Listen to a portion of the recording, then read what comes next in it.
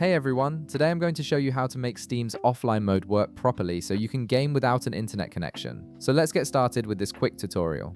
First, open Steam on your computer and you'll see the login screen where you need to enter your credentials. Now, here's the crucial part that many people miss. Before you click sign in, make sure to check the box beside remember me. This step is absolutely essential because it allows Steam to save your login information locally on your device, which is what makes offline mode possible in the first place. Without checking this box, Steam won't have the necessary credentials stored to verify your account when you're offline.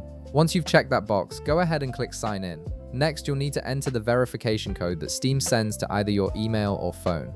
This is part of Steam Guard, which is their security feature designed to protect your account. Simply retrieve the code from whichever method you've set up and enter it into the field provided. This completes your login process and ensures your account is properly authenticated. Now that you're logged in, direct your attention to the upper left corner of the Steam window. You'll see a menu option labeled Steam. Click on it and a drop-down menu will appear with several options. From this menu, select Go Offline.